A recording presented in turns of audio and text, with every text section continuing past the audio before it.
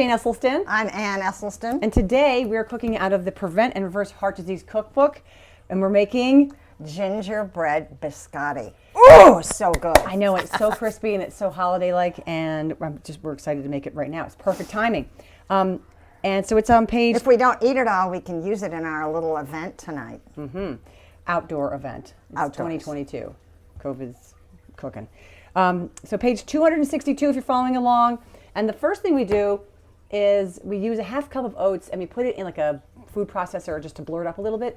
But our processor's in the dishwasher and I didn't want to get it out. So I'm just going to do this, and this is just the same. Kind of just, you want to grind up the oats so they kind of just become not whole oats. I know you didn't know I was going to do this, but...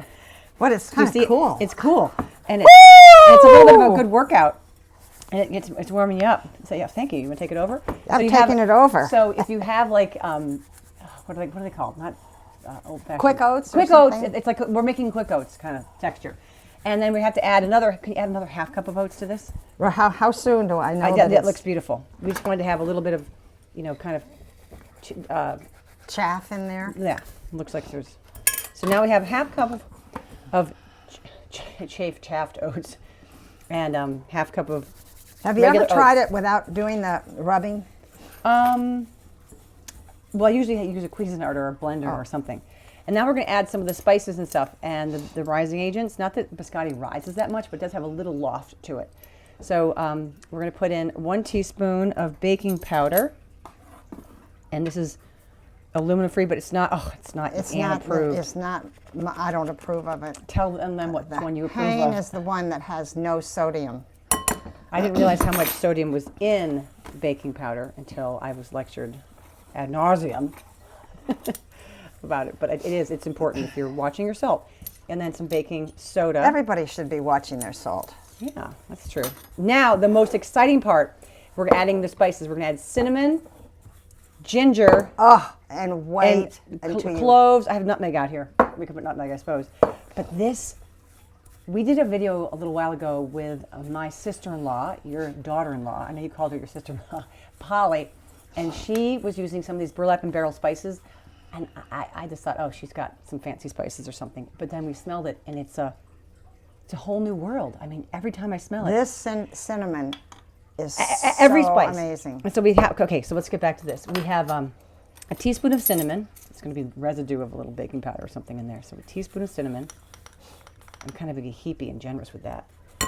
And then we're going to do, this is their ginger, ground ginger. It's and what's so interesting about it? It's called buffalo ginger. It's from Vietnam, and they take the ginger root with the skin, because I never peel ginger. So when I learned that, I was willing to use ground ginger. Super fans here. Because so this ginger, smell that.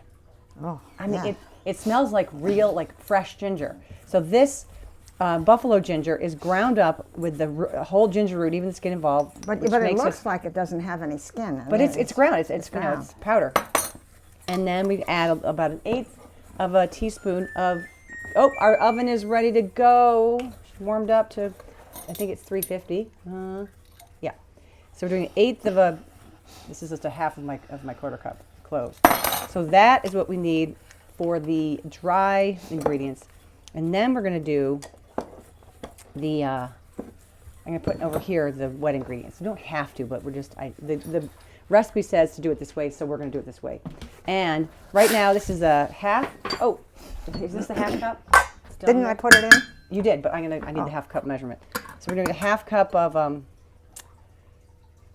maple syrup. Ooh. If you like the maple flavor, get the amber syrup. If you don't like the extra maple flavor, this is the amber one doesn't have as much maple flavor, and this one I think is amber. We don't really care. We like maple syrup no matter what. Is amber lighter or is amber darker? I think it's darker and it has more of a mapley flavor. And then we add molasses, and this is sort of an acquired taste, but I think it's essential to when you're making gingerbread. And there we go. It sticks like crazy in there. Oh my gosh! I can't wait to look how it falls in there. Like, look at that. Look at the top shot. Look at that. I love how it's like It's like a bullseye.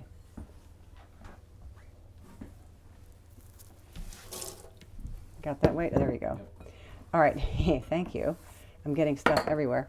So after the molasses, then we have just a little bit of vanilla, and again, we're gonna get. Can you get like 2 tablespoons of raisins out? Raisins in it. Yeah. Oh, interesting. Yeah, golden raisins. Add a little cha-cha. Or a little texture. Are golden, the ones that we need? Yeah. All right, so now I'm going to stir up the wet ingredients, and I'm going to add them to your dry. Do I put them in here? Yeah, so I'll go in the same place. I usually put everything in the same bowl, but I'm being proper here, trying to follow our recipe. I'm putting more than 2. Shocking. Okay. I'm having a very hard time making them.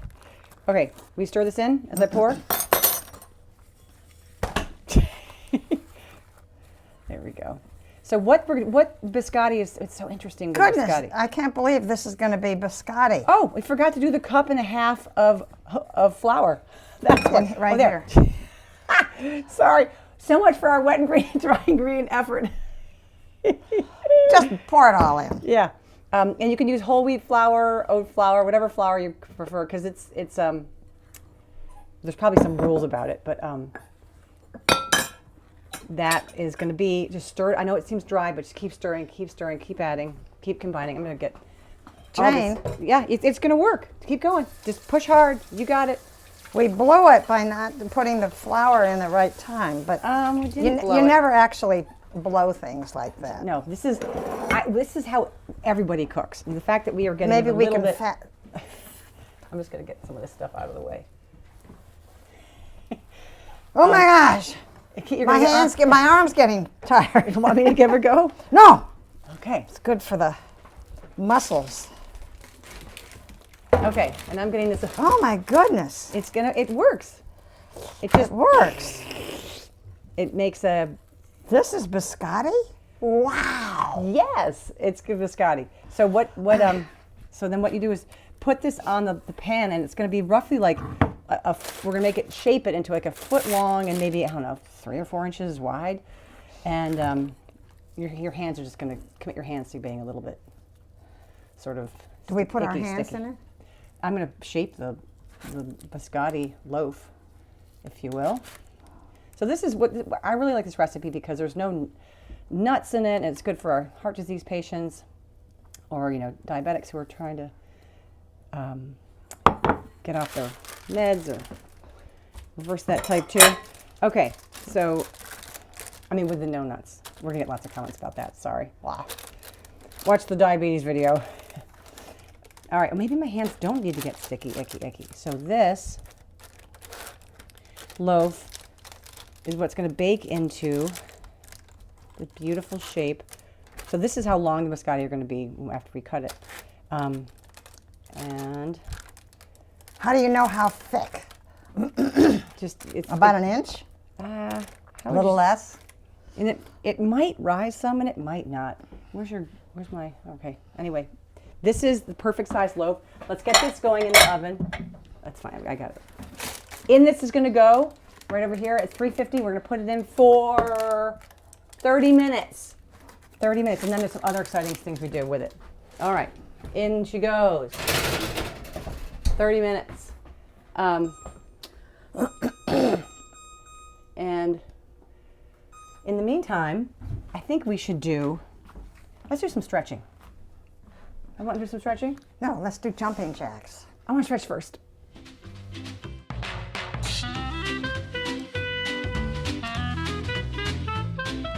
The biscotti is going to come out, and when we take it out, we're going to put it on the rack here, and it's just going to cool for about 10 minutes.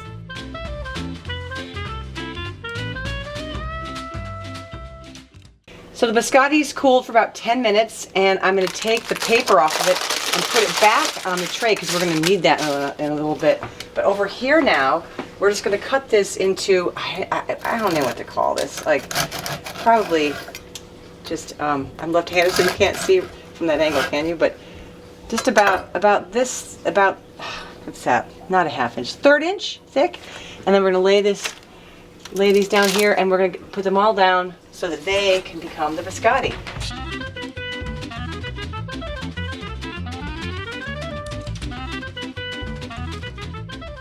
And this goes back in the oven.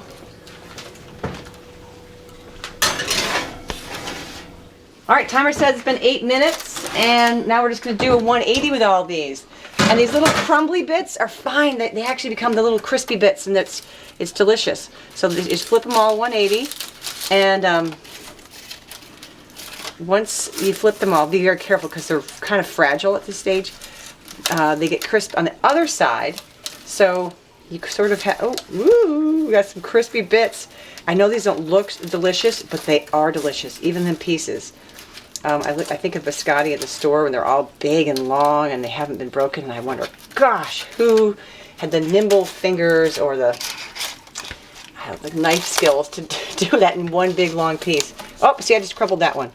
But that's not to worry because, okay, this one's sort of a hot mess, but it's going to be crispy and delicious. Like, these would be the ones we taste a million times. All right, I think I did them all. They're going to go back in for about, I don't know, 8 minutes, crisp up, and then let them just cool on the rack for a little bit.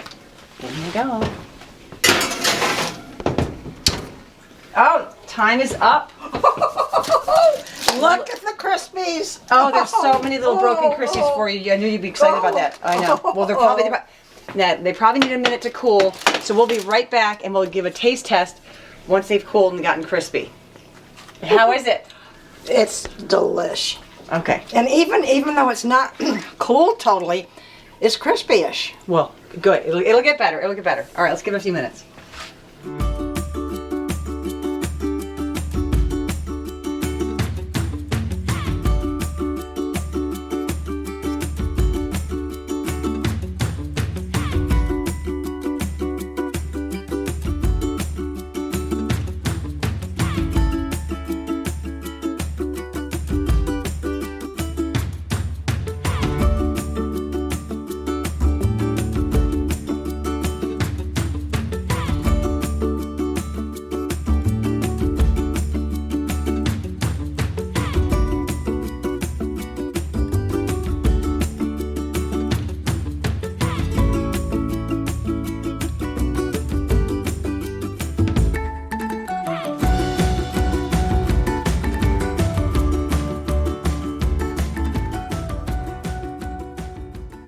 Here we go. Woo-hoo. These are all ready to be dished out for our wonderful outdoor Christmas Carol party tonight. Wait. Oh, but and look at these little pieces that we get to I know. I knew you'd be so delighted about the crispy. Oh my gosh. Can you hear me crunch? Although I think it sounded like your teeth were falling out. There's so much noise.